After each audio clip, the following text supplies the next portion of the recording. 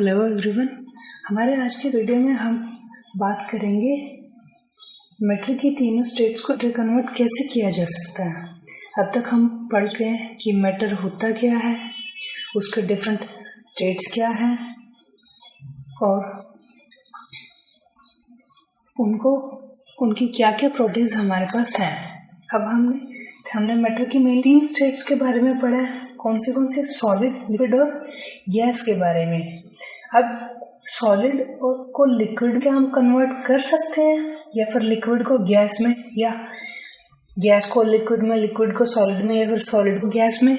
क्या हम इस चीज़ को कन्वर्ट कर सकते हैं? अगर कर सकते हैं तो कैसे कर सकते हैं? अब हम लोगों ने अभी तक क्या रीड आउट किया है कि जो पार्टिकल्स की अरेंजमेंट है इन केस ऑफ सॉलिड्स कैसी होती है। जब हम बात कर रहे हैं सॉलिड्स की तो पार्टिकल्स क्या होते हैं, पास पास होते हैं, काफी क्लोज पैक्ड होते हैं, कुछ इस तरह से।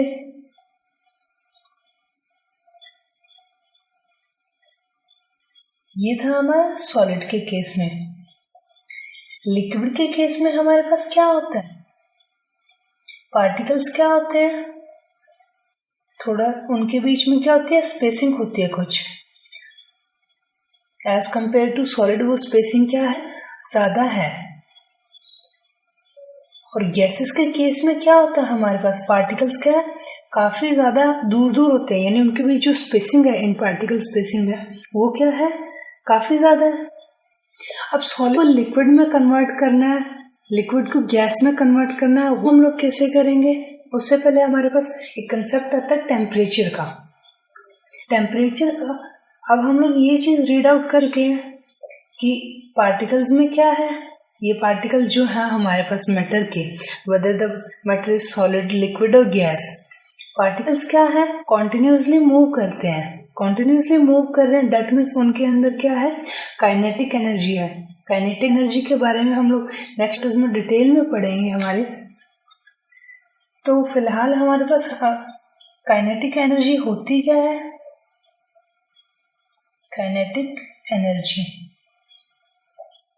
काइनेटिक एनर्जी हमारी होती है किसी भी ऑब्जेक्ट में एनर्जी वो पोजेस करता है due to state of motion. जब भी कोई ऑब्जेक्ट मोशन में होगा, उस मोशन की वजह से उसमें एनर्जी होगी, वो that is your kinetic energy. अब हम ये चीज रीड आउट कर चुके हैं कि पार्टिकल्स क्या कॉन्टिन्यूसली मूव कर रहे हैं, तो उनमें काइनेटिक एनर्जी होगी। वो काइनेटिक एनर्जी क्या कर रहेगी, अब इस काइनेटिक एनर्जी पे हमें क्या करना है, टेम्परेचर इफेक्ट स्टडी करना है कि वो कैसे इफेक्ट करेगी। अब हमारे पास यहाँ पे आ जाता है टेम्परेचर का effect of change of temperature.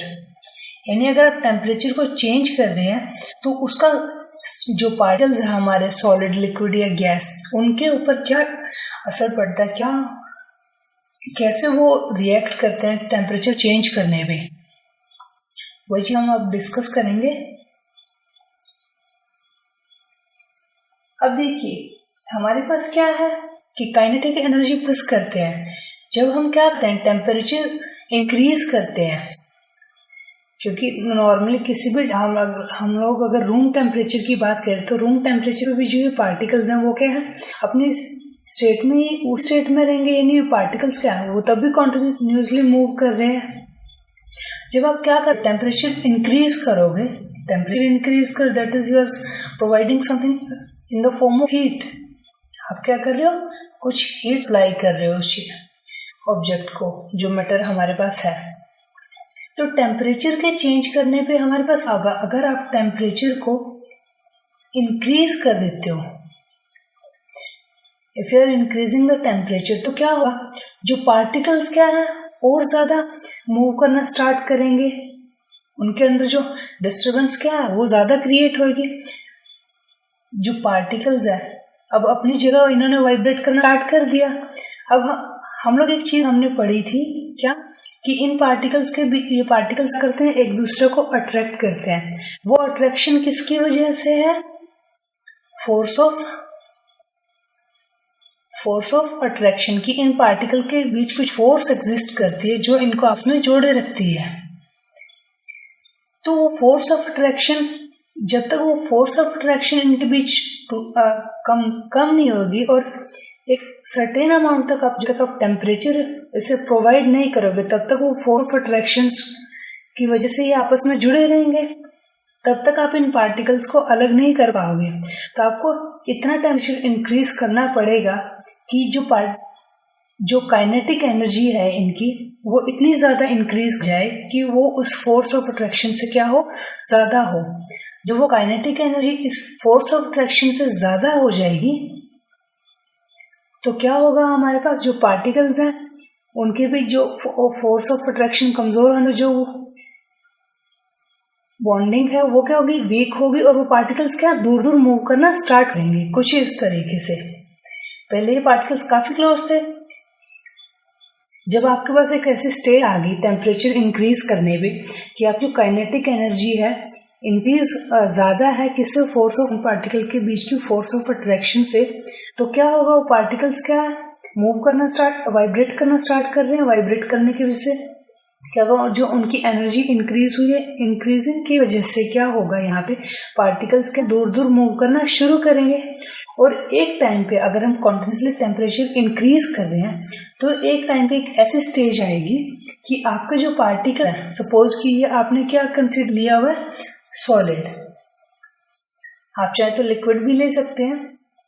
Solid की अगर हम बात करें, हमने यहाँ अभी बात काइनेटिक एनर्जी के इंक्रीज करने की, तो हम यहाँ एग्जांपल लिया अब सॉलिड का। तो यहाँ क्या हो रहा है, सॉलिड के जो पार्टिकल्स हैं, एक स्टेट ऐसी है कि जब आप कॉन्टिन्यूसली टेम्परेचर इंक्रीज करते जा रहे हैं, टेम्परेचर आपका इंक्रीज कर रहे हैं, तो एक स्टेट ऐसी पहुंच जाएगी आपके पास जहाँ पे क्या सॉलिड के कम्प्लीटली मेल्ट हो जाएगा आपका, और किस स्टेट में कन्वर्ट हो जाएगा, लिक्विड में। तो सॉलिड आपका किस में कन्वर्ट हो गया, लिक्विड में। तो यहाँ पे टेम्परेचर एक इम्पॉर्टेंट रोल प्ले कर रहा है इन स्टेट्स के कन्वर्जन में। अब इसके बाद हमारे पास यहाँ पे एक टर्म आई, मेल्टिंग। क्या है, मेल्टिंग। ये तो थे सॉलिड से लिक्विड के केस में। अब अगर आप लिक्विड का एग्जांपल कंसीडर करें, लिक्विड्स में जो पार्टिकल्स हैं ऑलरेडी थोड़े दूर दूर हैं, जब आप इस टेम्परेचर इंक्रीज करोगे तो क्या होगा, पार्टिकल और ज़्यादा इनका स्पेसिंग क्या है, ज़्यादा है मूवमेंट करने के लिए। तो ये क्या है, आसानी इनको ब्रेक, जो इनके बीच फोर्सेस ऑफ अट्रैक्शन है वो सॉलिड के कंपैरिजन में वीकर है। तो ये क्या होगा, ये पार्टिकल्स क्या कुछ टेम्परेचर इंक्रीज करने पे क्या होंगे, दूर दूर और दूर हो जाएंगे, इनकी फोर्स अट्रैक्शन कम हो जाएगी, और एक स्टेज ऐसी आ जाएगी जिसमें वो क्या होंगे, पार्टिकल्स क्या जो लिक्विड है वो हमारा किस में कन्वर्ट हो जाएगा, गैस में। तो लिक्विड किस में गया, गैस में हो गया कन्वर्ट। तो ये जो हमारे यहाँ से हमारे पास आती है टर्म बॉइलिंग। अब स्टेट को इंटर कन्वर्ट कैसे करेंगे, ये चीज भी हम लोग देख लेते हैं।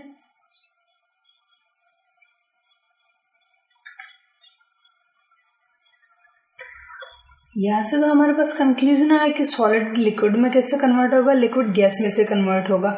किस एक टेम्परेचर इंक्रीज करने पे टेम्परेचर क्या रोल प्ले कर रहा है, इंक्रीज किया हमने, अगर डिक्रीज किया है, इंक्रीज कर रहे हैं तो सॉलिड किस में होगा, लिक्विड में आ जाएगा by the process of melt, और लिक्विड गैस में आ जाएगा by the process of boiling. अब सॉलिड लिक्विड गैस एक दूसरे में कन्वर्ट कैसे करते हैं हम लोग, एक बार इन प्रोसेस को हल्का सा रिकॉल कर लेते हैं। तो हमारे पास क्या है, सॉलिड, लिक्विड और गैस। अब जब हम बात कर रहे हैं सॉलिड से लिक्विड में कन्वर्जन की, आप इस चीज को मेल्टिंग कह लीजिए या इसको एक और नाम से कह देंगे, फ्यूजन। आप सॉलिड से लिक्विड कन्वर्ट होने को फ्यूजन कहिए, मेल्टिंग कहिए, दोनों एक ही चीज है। अब क्या लिक्विड सॉलिड वापस बन जाएगा, बिल्कुल बन जाएगा। कैसे, उस प्रोसेस को हम क्या कहेंगे, सॉलिडिफिकेशन। क्या कहेंगे, सॉलिडिफिकेशन। अब हमारे पास आता है लिक्विड से गैस हो जाएगा कन्वर्ट। कैसे, आप उसे बॉइलिंग कह लीजिए या वेराइजेशन कह लीजिए।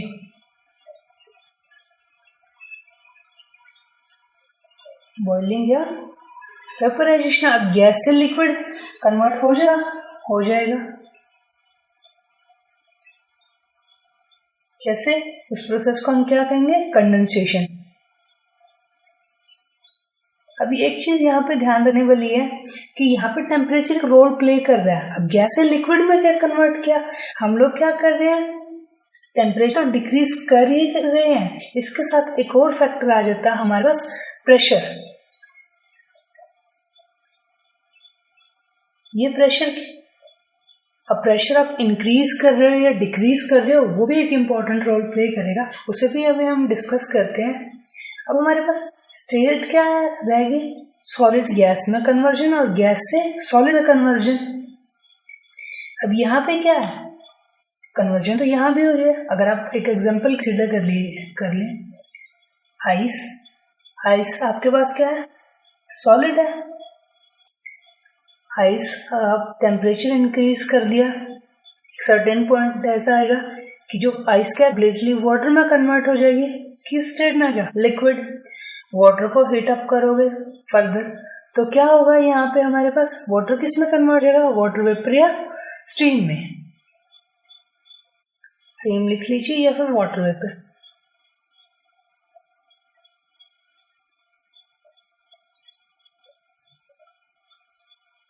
अब ये क्या है? हमारी गैस स्टेट है। अब हम कहेंगे सॉलिड तो यहाँ गैस कन्वर्ट हो रहा है, पर बीच में कौन सी स्टेट बन रही है? बस इंटरमीडिएट क्या आ रहा है? लिक्विड स्टेट बन रही है। अब क्या कोई ऐसा मेथड है जिससे जो सॉलिड क्या है डायरेक्टली ही गैस में कन्वर्ट हो जाए without any intermediate form? That is your liquid. अब सॉलिड डायरेक्टली गैस में या फिर गैस डायरेक्टली सॉलिड में कन्वर्ट हो सकती है? बिल्कुल होती है। हमारे पास कुछ सब्सटेंसेस ऐसे गिवन है डेली लाइफ में, इवन हमने देखे भी होंगे सॉलिड गैस में डायरेक्टली कन्वर्ट होना। इस प्रोसेस को हम कहते हैं क्या है? सब्लिमेशन।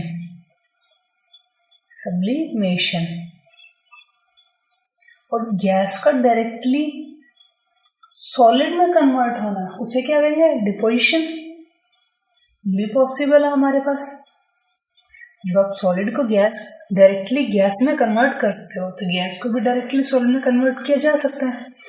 अब सब्लिमेशन में डिफाइन कैसे करेंगे? ये प्रोसेस सिंपल है। Conversion of solid into liquid is called fusion. Similar way में लिक्विड टू सॉलिड क्या हो जाएगा? सॉलिडिफिकेशन। वेपराइजेशन, लिक्विड से गैस में कन्वर्जन होती है और गैस से लिक्विड बनना या बनाना, दैट इज योर कंडेंसेशन। अब सब्लिमेशन क्या होता है? The conversion of a solid into a gaseous state without converting into liquid form. यानी सॉलिड क्या डायरेक्टली ही गैस में कन्वर्ट हो रहा है बिना किसी लिक्विड फॉर्म कन्वर्ट हुए। सेम वे में डिपोजिशन है, गैस का डायरेक्टली किस में कन्वर्ट होना? सॉलिड में कन्वर्ट होना बिना किसी लिक्विड में बदले। अब सॉलिड से गैस, इन सब के एग्जांपल हमारे पास डेली लाइफ में हमें बहुत मिलेंगे। अब ये इसका एक एग्जांपल हमारे डेली लाइफ का है जो हम घरों पे भी यूज करते हैं कई बार। अब इसका एग्जांपल हमारे पास क्या है? Naphthalene balls.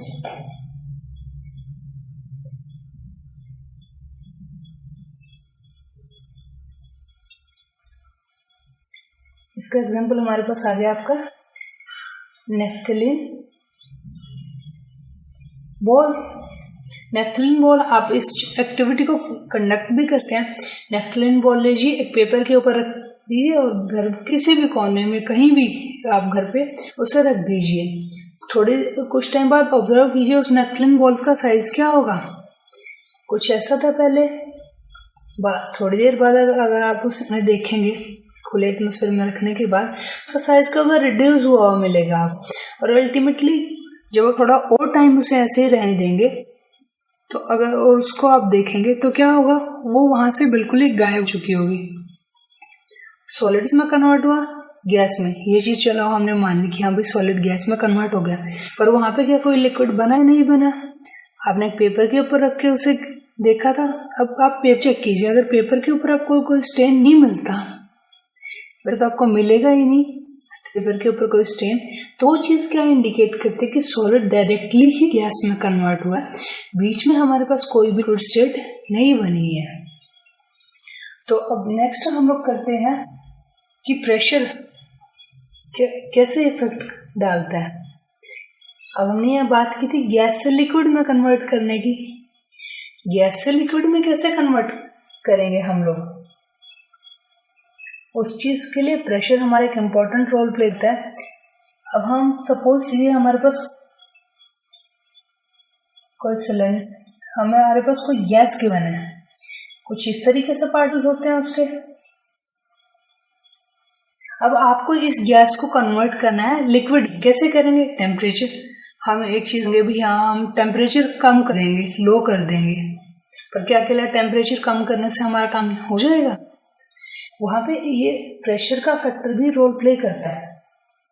तो आप क्या करेंगे, हम लोग अगर इस गैस के ऊपर एक प्रेशर अप्लाई करें, वो प्रेशर इतना सफिशिएंट हो कि इन पार्टिकल्स को क्या करे, कंप्रेस कर सके। अब ये हमारे पास गैस की प्रॉपर्टी थी, गैसेस आर हाईली कंप्रेसिबल, आसानी से उनको बहुत ज़्यादा अमाउंट तक क्या कर सकते हो, कंप्रेस कर सकते हो। तो जब आप एक पिस्टन की हेल्प से या किसी मीडियम की हेल्प से गैसेस के ऊपर जब आप प्रेशर एक्सर्ट करते हो, तो वो क्या होगा, एक सर्टेन टाइम पे क्या होगा, प्रेशर इंक्रीज करते करते वो प्रेशर इतना हो जाए हमारे पास कि जो गैसेस के पार्टिकल्स हैं वो क्या होंगे, पास पास आ जाएंगे हमारे पास, यानी कंडेंस होगी वो गैस हमारे पास, दैट इज कंडेंसेशन। तो यहाँ पे हमारे पास क्या है, ये चीज हमारे पास किस फॉर्म में आ गई, यहाँ पे थी गैस, यहाँ पे क्या आया, लिक्विड।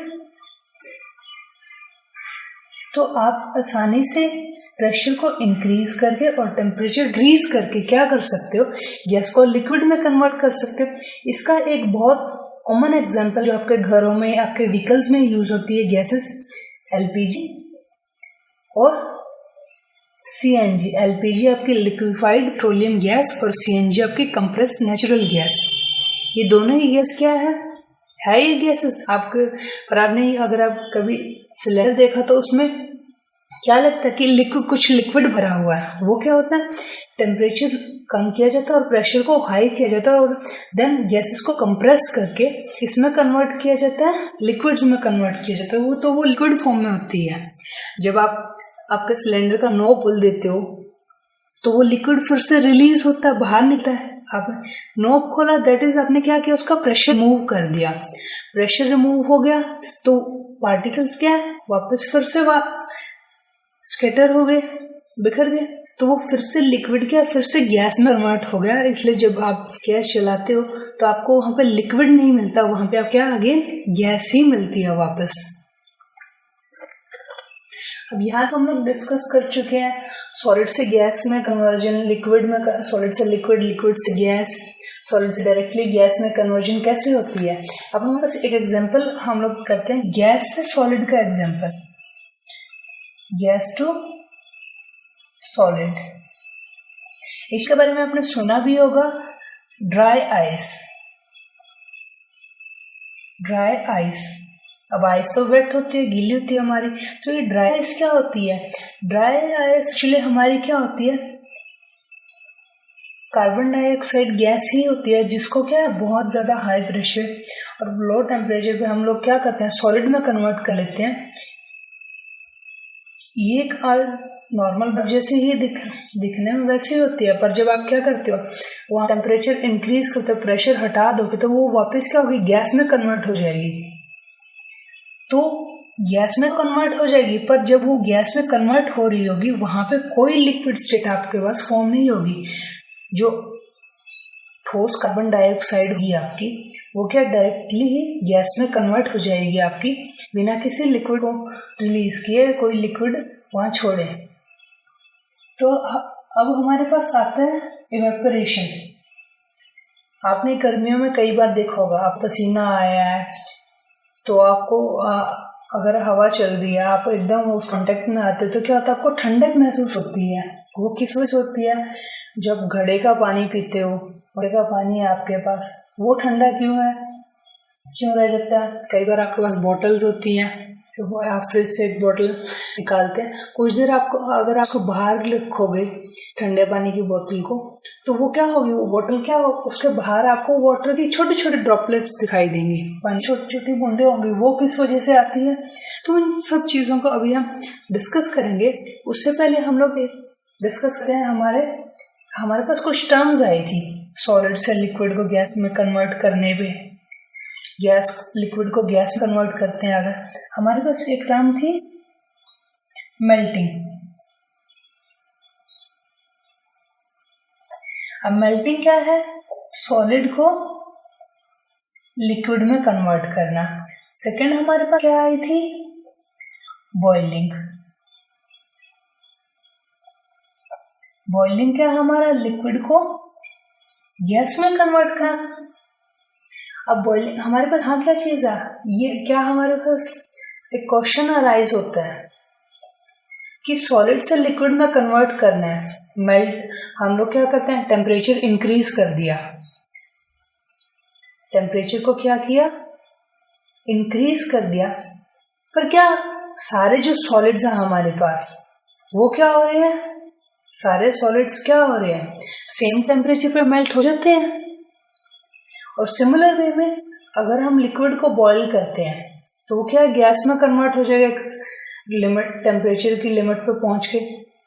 तो क्या सारे लिक्विड ही सेम टेम्परेचर पे बॉईल हो जाते हैं, सेम टेम्परेचर पे गैस में कन्वर्ट हो जाते हैं? तो इसका जवाब हमारे पास होगा नहीं, क्योंकि हर एक डिफरेंट टाइप्स के जो सॉलिड्स हैं, डिफरेंट टाइप्स के लिक्विड्स हैं, हर एक का बॉइलिंग और मेल्टिंग पॉइंट क्या है, डिफरेंट है। अब हमारे पास दो टर्म्स और आती है, कौन सी? Melting point and boiling point. Melting point and boiling point.